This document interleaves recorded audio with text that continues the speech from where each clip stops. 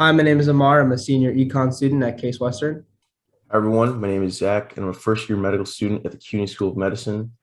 And welcome to the MSx Podcast, a show about a broad range of topics in medicine, from education to exploring research and contemplating future directions for the field. In each episode, we speak with leaders in the field to learn from their insight and expertise. Today, we brought on Shayaan Khan, a physical therapist, or otherwise known as a physiotherapist, as well as a strength and conditioning coach. Thank you for joining us today. Awesome. I'm glad to be on the podcast with you guys. Yeah, so I guess just to start off, can you just tell us more about your journey into how you got into physical therapy and becoming a coach? Yeah, 100%. So it kind of all started when I was around 17, 18. I was at high school, kind of thinking about what to do in university, right? And I was always interested in human performance. I liked playing sports.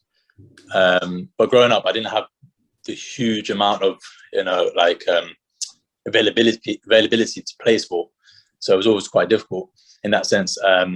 So I kind of got the idea of sports science. I understood a bit about it. Sports science is like a broad degree in the UK, which covers, like anatomy and physiology to sport sociology, for example. And it's a good entry degree to kind of understand or to explore what you would want to get into in the sporting field.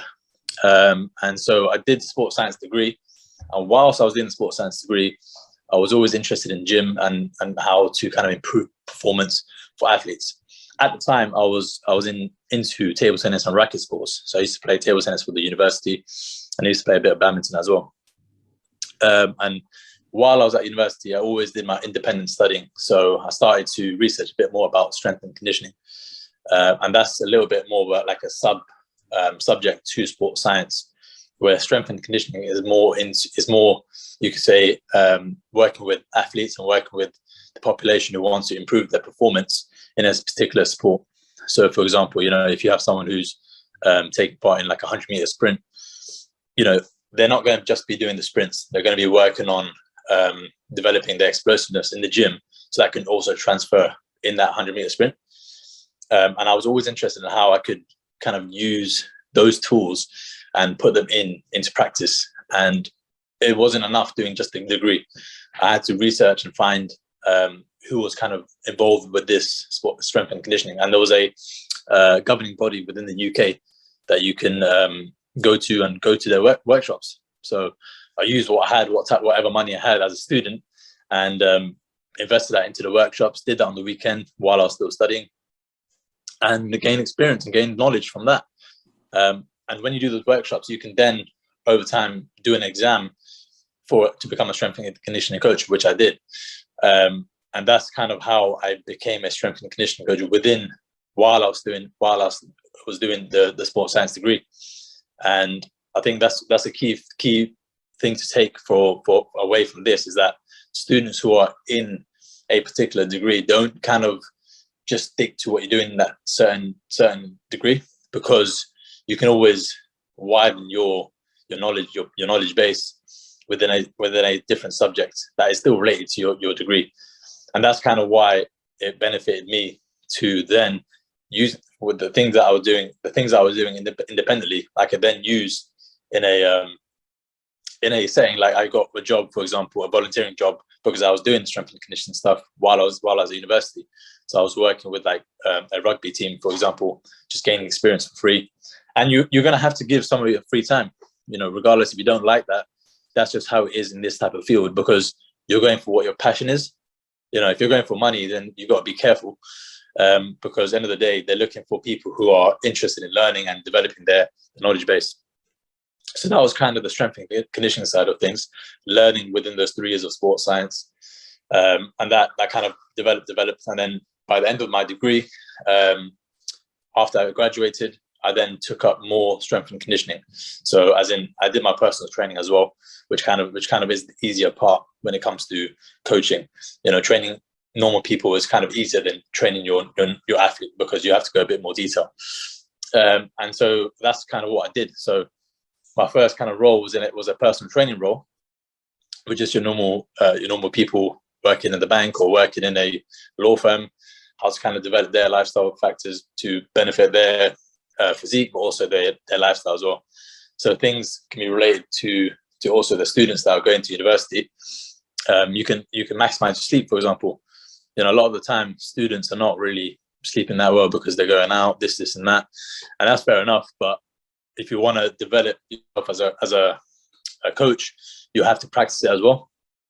So, for example, my advice would be sleeping 7 to 9 hours on a daily basis, and then alongside that, you should be, if you're going to be coaching someone, you need to be practicing that as well. So then going to the gym and actually training yourself, which is going to be important. So how to train yourself. That's going to also kind of the person you're coaching will actually understand that this person actually has some experience. And it's not about the look. You don't have to look like an athlete, so to say. Everyone has different physiques and stuff, but the reality is, you have to practice what you preach in a certain way. Kind of going back to where I worked in that year of when I was working after my university, I also did some strength and conditioning work, and that was actually abroad in Kuwait. So that's another key factor, is got the opportunity to work in Kuwait. And how did I get that opportunity? Is because I actually did quite a lot of volunteering. So as I mentioned, I did the volunteering in the rugby team. I also did some volunteering in Imperial College, which you guys might have heard of, which is quite a good university in London. And within that university, I did an intern for the students. So I was coaching the students, and that was a wide range of sports. Some of them were playing water polo, lacrosse, hockey, all those student-based sports. And I gained a lot of experience there because I was being taught by the lead coach there, who was working there at the time. And yes, I was working for free, but the reality that I knew that would set me up in the future to show the future employer that I've got this experience. I can now utilize that and be paid for it because I've gained that experience and did all that hard work for free, basically. And so that kind of led me on to that job in Kuwait. Got into contact with one of the people that was working with me in Imperial, and that got me into a job in Kuwait. And I got the opportunity to go there for a couple of months to cover a coach, because he was going abroad with an athlete. He had a flight. So the gym that I went to is a normal gym, but there's sports performance, and most of the athletes there are based about they basically do mixed martial arts. So majority of them are jiu-jitsu, taekwondo, all of those mixed martial arts sports, basically. And I was there for a couple of months coaching them and designing programs, maybe preparing them for a fight, for example. And that was an international experience, which was amazing, to be fair. Being able to go abroad and coach people who are not, from your area, that speak a different language as well. They still speak English, but you still need to use a different type of coaching method. And so that kind of developed me as a coach, as a strength and conditioning coach. So that was that year of strength and conditioning. And then I was like, okay, I'm at a stage of my life where I've developed quite a bit as a coach, as a PT, and I'm really interested now in the injury prevention side of things. And I was like, is it too late to study more? And I said to myself, not really. I even had a chat with my siblings as well. I'm thinking, is it too late to study more and kind of develop my portfolio a bit more? And it was, I kind of thought to myself, it is too late, but it's not. And the reality, I think a lot of people do think, if you're 23, 24, it's too late to study. Or even if you're 30, the thing is, it's never too late. And that's when I went into physiotherapy. So I had that solid year of working as a PT and a strength coach. I did a few other bits in that year, and I went into signing up for a physiotherapy degree. It's like a postgraduate degree, and then did another couple of years studying that. And whilst I was studying that, I was developing my own online presence, because I knew that a social media presence is quite important in this field, and most of the coaches nowadays have a social media presence. And if you're not really involved within social media, then you're going to be missing out to a certain extent. You could say, because you can network with a lot of people, and at the same time you can gain business through social media. And that's what I've done. I've created my own online coaching platform to do with personal training. So I can get people from all over the world come to me for my services. And the type of services that I provide are things like training programs, online coaching one-to-one, just as we are right now. We can have a one-to-one session from your home. And then I also do like consultations with the physiotherapy as well. So that was my kind of degree. I did 2 degrees in that gap year, took that gap year and then did the degree. And now I'm kind of just finished a couple months ago. And now I'm currently working as a physiotherapist in the NHS and still developing my online presence. But yeah, that's kind of like the timeline, so to speak. No, so I'd love to hear more about your first experience as a PT, because rugby is a super intense sport, right? So what were some things that you learned to be like a reality of the job? No, that's a good question. I think so that particular role was in my first/second year of sports science. So I was probably around 19, 20. And that experience was quite interesting because the students that I was coaching were under 16s, and they were huge. They were pretty big. I'm not your bodybuilder type guy, and so it was quite intimidating at the start because obviously I knew my stuff, right? But when it comes to how like teenagers are, it's all about the gains and all that stuff, and you're thinking, wait, how's this guy going to coach me? But the reality is they're big, but they need to be coached in a certain way. And so that's why I used my expertise. I was learning from a coach there as well. And it was I didn't work there for that long. I was doing once a week there while I was at university for like a couple of months. And it was actually a great experience because you're getting out of your comfort zone. And I was definitely out of my comfort zone because I don't play rugby. I don't know rugby that much, as in I'm not like invested in the sport that much. But I did that because I knew I was going to be out of my comfort zone. And that is a key factor to develop as a coach. You need to put yourself in situations that you don't want to be in.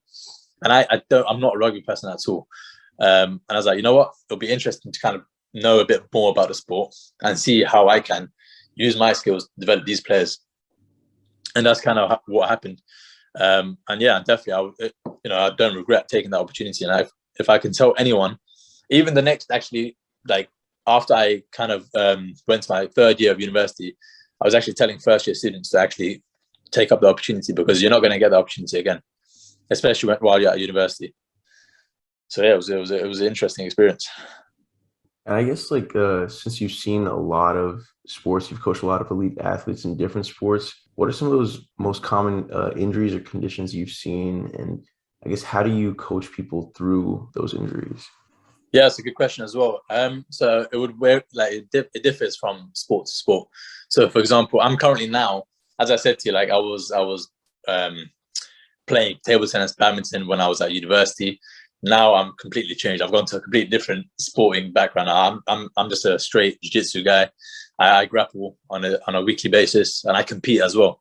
So as well as being a coach, I'm also being coached.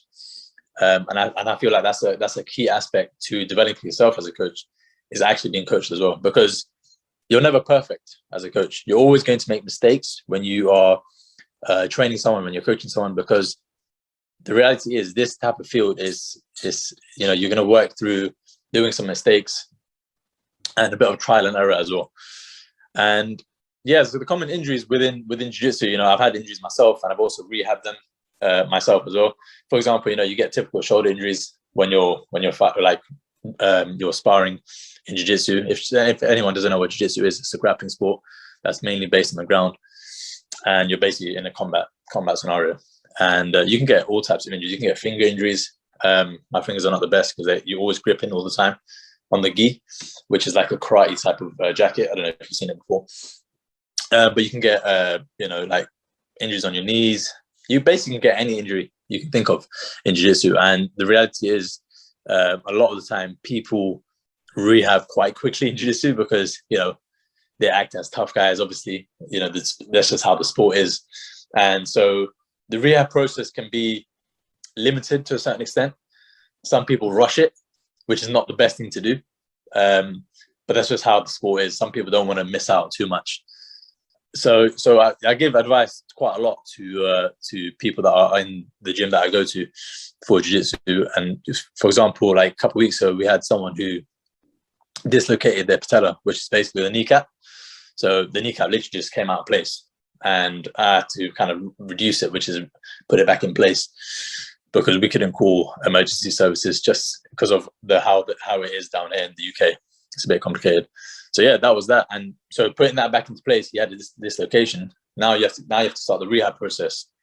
So what do you do from here? You have to now not retrain, but kind of strengthen your knee, the muscles around your knee again. But he kind of came back the next week and just carried on training. So when you're doing strength and conditioning, you have to, and a physio for sport, you have to meet that barrier between, you can't make the athlete miss too much time out of skill training, because end of the day, they need to get the medal, or they need to win the certain match or whatever. So it's all about that fine line between making sure they're good enough to train, but you're not wasting too much time at the same time, if that makes sense. Yeah, no, definitely.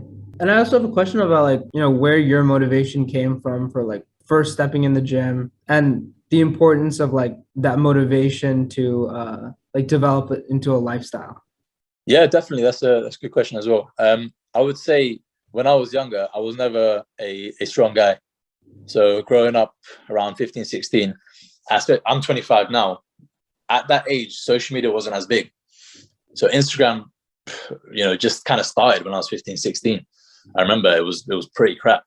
And so we didn't have the presence of, nowadays you've got so many fitness influencers, you've got all these online coaching things. Back then it wasn't as big. So my knowledge of training was very limited. I didn't know much about it. I just went to the gym because my cousin used to go. And I was like, yeah, this is pretty cool. And when I was at school, I remember there was we have something called physical education. I don't know if you guys have that as well. It's called PE here. And that is, you play some sports and you learn about sports and stuff. And there was a gym session that we had I think we were around 14, 15. And I just realized I was weak. I was like, I'm just weak. And some other guys were stronger. They're just naturally stronger, right? And they used to play sport. And that kind of ignited a little bit of a fire in me, where it's like, well, why am I so weak? I didn't know why I was so weak. And I want to kind of get stronger. But again, I didn't have those resources. I didn't have that social media there to kind of push me and go to the gym myself. It just wasn't there. And I didn't have, my parents never put me into the gym either, because Asian parents, then they probably say gym's bad for you, to be fair. So I was like 16, 17. That's when I started to understand it a bit more. And then when I was like 17, 18, that's when I properly went to the gym with my cousin and started to learn about it a bit more. I had no clue what I was doing. I just enjoyed it because I was feeling pumped. And I started to get stronger. And then that's when I just started researching it myself. I started learning through YouTube, learning through the internet. I can still name some YouTubers that I used to watch, like Elliot Hulse, Strength Camp. I don't know if you guys heard of him, but he was like an OG YouTuber back in the day. Now he's not as popular because there's so many others, but he used to be very popular. And I used to just learn on YouTube. That was the best way of learning. And that's kind of how that led me going into the degree. And that was my motivation, where within me, I knew that I could improve myself in terms of like human performance and get stronger and see what my body was capable of doing. And I think I'm still developing that, because I didn't put too much time into sport before 17, which is not my fault. It's kind of like you're growing up and if your parents put you into it or not. But now I have the opportunity to do it myself. I'm training 6 days a week, so I'm doing gym and I'm also doing jiu-jitsu. I'm kind of just trying to, maximize myself, but also do that to other people. So, yeah. Is there anything that you learned on YouTube that now as a PT, is like not good advice? Yeah, for sure. That's an interesting part of fitness, where I used to do things like, I don't know if you know about foam rolling. You might have heard of it. Like, you use that kind of, reduce pain and increase range of motion. And I used to do that all the time. I remember in my gap year, I used to coach, I used to do personal training. And I used to do that before every session for every client. Now, if you see me coach a client, I wouldn't even touch it. I wouldn't even have it here. I don't even have a foam roll anymore, just because, like, before there was emerging research that it does a lot. But now when you actually look at the research, it doesn't do much. And it's kind of okay for pain, reduction of pain, but in essence, it doesn't do that much. You could just do some dynamic stretching and you're good to go. So there is things that I used to do back in the day that I don't do now. because you enhance yourself. You actually have to let go of old beliefs, and that is a problem with a lot of older physios, a lot of older physical therapists and trainers, that they don't let go of older beliefs. It's like massage, for example. Massage only does so much, but the belief system is that it does quite a lot. And it's kind of hard to believe, and it's kind of hard to digest if you're a real believer in it. But for me, I'm quite open-minded when it comes to training. I will take advice, and I'll look at new research that comes about, and I'll always change my practice to make sure that it's the best that I can give, and it's evidence-based. I really believe that evidence-based is the best way we can go about things, because it's actually been researched, you could say. Yeah. So on the flip side of that, what do you think are some of the most neglected aspects of training or recovery for people that work out? Yeah. Okay. It's a good question. I think it would definitely differ for a lot of populations in terms of like where you go. But for example, you can talk about the main things such as like sleep. I would say I've struggled with this as well, and I feel like a lot of people do. Obviously, when you're young, you want to go out with your friends, you want to socialize. But if you're taking in a sport, you have to make sure you're recovering, and recovery is not just eating well. Sleep does play a big factor. I'll give you an example, and there's quite a few interesting books out there. There's something called Why We Sleep by Matthew Walker, which is a quite good book. He's a neuroscientist, and he really researches in sleep, and he does a lot of research, and I think he was saying something about sleeping, and if you do like under 6 hours, that can knock off like a certain amount of months off your life or something, or a certain amount of years off your life. There's some crazy research out there. Don't quote me on that. That's anecdotal for now, but look up onto that book, and you can kind of see that if you just lose like 2 hours of sleep, that's going to impact your day, and you can see that for yourself. When you have a bad day of sleep, it affects you not in just your cognition, but also your performance in the gym or your performance in the sport. And so I would say that's definitely one key factor to kind of really enhance and really make sure you're sleeping well and have a good sleep hygiene routine for sure. I would say nutrition is definitely another factor, and that's going to tie into sleep. If your nutrition is good, you're probably going to have better sleep as well. If you're eating processed food and you're eating junk food all the time, takeaways, you don't know what's exactly in those foods. They've probably got a high salt content, and it's probably making you like quite drowsy, lethargic. Not saying you don't have takeaways. Everyone still has them, but you got to have your balance within those nutritional steps. So yeah, I would say nutrition is quite important. Making sure you eat a healthy diet, a varied diet. Make sure you hit your protein needs, especially if you're going to the gym and you're training quite to a high performance. Protein is going to be quite important, because that's you're basically going to be working on repairing the muscle, and muscle and strength is quite linked. And if you're not, you can gain strength without eating that much, but to a certain extent you're gonna feel burnt out, because strength is from the nervous system, but to actually grow your muscles, you need to provide it with fuel, and that is food in our case. So definitely sleep, nutrition, and then I would say definitely a one that not people think about too much is mental health, and it plays a big part.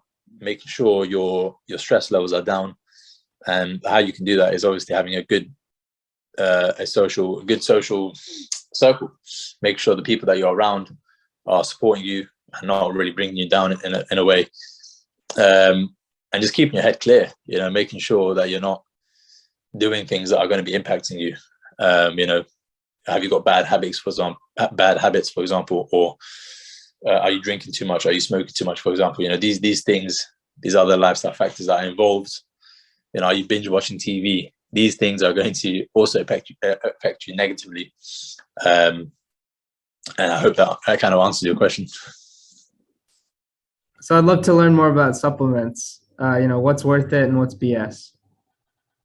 So from my experience and the evidence that I kind of read as well is that the main protein, the main supplement that actually does work is going to be whey protein, and that's your typical protein powder. and that's researched quite heavily, and that does work to a certain extent, but it doesn't mean you rely on it. And you know, people have probably heard this multiple times, but it's good to kind of hear it from someone, I guess. Whey protein is definitely one that you can use, but not something that you rely on. Creatine is something else that you can use as well, which is it's a type of powder, or you can have it in tablet form as well, and that can help you with, you know, with energy, with like a short burst of energy when you're doing like a let's say you're doing like a 2-rep max squat or something. Creatine might help you, for example, after you've be taking that, and there's quite a lot of research on that, and something that you could take if you're someone who is a student but also performing in a high performance sport. And then vitamin D is quite good to take as well, especially if you're living in England, London. There's not that much sun, and vitamin D is really important for overall bone and muscle health. So those kind of the 3 supplements which are quite important. All the other supplements, you know, don't worry too much about them unless you've kind of had a blood test and you need to top up on something else. You're probably going to get most of them through vegetables and a good diet. So in terms of BS, I would say something like BCAAs, which is basically branch chains, I can't even say it, amino acids, basically like amino acids, right? And you can buy them in powder form. I guess you can buy them in tablet form as well. And that's something I would say to people, don't kind of waste your money on, just because the evidence has kind of showed now that you can get this from adequate protein. If you're eating enough protein, you'll get these amino acids. But if you're someone like a vegan, or you're someone like who's like a calorific deficit, then you might want to use it, but not something that you kind of need, and it's kind of a waste of money as well. And I guess coming back to physical therapy, I was wondering, you know, since you had such a rich experience before as a strength coach for athletes, I was wondering how you thought your experience as a physical therapist compared with people that did not have that experience beforehand, before coming into physical therapy. That's a great question, actually. And I saw that quite a lot, that made a big difference when I was at university. So just to reiterate, so I know your question, what you're asking is that, so when I was actually studying physical therapy, are you asking how it felt? Because I did all my sports science stuff and then went into that degree compared to other people. Yeah. So that was a big difference, actually. And it kind of showed within my knowledge base. And a lot of people didn't have that knowledge base. So physical therapy is an interesting degree where it's not what everyone thinks it is, where it's just you're trying to rehab an athlete or you're trying to rehab a normal person. There's quite a broad area to it. So we can work with people who have neuro problems. For example, someone comes with a stroke. So we can work with people like that, or you have someone who has, who had a car crash and they had a spinal injury and they've come in and they're like half paralyzed and we need to rehab them. So it's a very broad field. And a lot of people that come into physio don't just come into it for the musculoskeletal type of area. A lot of them want to get into different areas, but the people that do want to get into the area that I'm getting into struggle a little bit within that field because they don't have that experience that you gain as a strength and conditioning coach or a PT within a clinical setting. So if you're working with athletes and you're working with the normal public, you gain a big edge of understanding how to communicate with people, but to also coach them. And that made the difference when I kind of had a placement. There's something called placement that we do as a physical therapist. You actually have to rack up hours for free.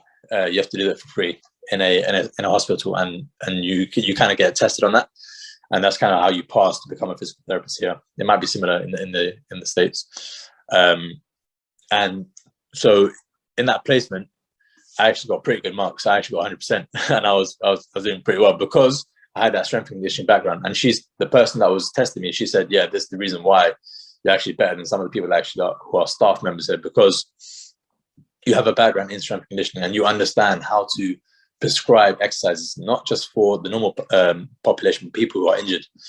And that kind of bridges the gap. So I've bridged the gap between, okay, post-injury, high-level performance, and now I'm at injury level status. So someone who's had an injury, what do we do at that moment? What can we do to build them up before we go into advanced level exercises? And so the people that were studying with me, they didn't have that high level knowledge. So they were kind of learning how to rehab someone who had an injury, but they didn't really know the ins and outs of like what to do after the injury. And so it was kind of, they had kind of a limited base. So my advice to the actual university, and if I could give advice, would be to add a bit more of exercise prescription, because that kind of lacked within the physical therapy degree. But yeah, it was quite interesting to see that in the degree. And so now that we're like nearing the end, I think a good final question would be, because Zach and I were scrolling your TikTok earlier today, and we saw that there's like a lot of life advice. And so if you have like one or two final pieces of like general life advice for students that are on the PT track, for, someone that's a few years behind you, what would it be? I would say it's a hard road, and it's a road where you're going to, go into volunteering jobs. You're going to go into random jobs. And you're going to be thinking to yourself, am I really bothered? Am I really wanting to do this? Am I really passionate about it? I need to ask yourself why you want to do this.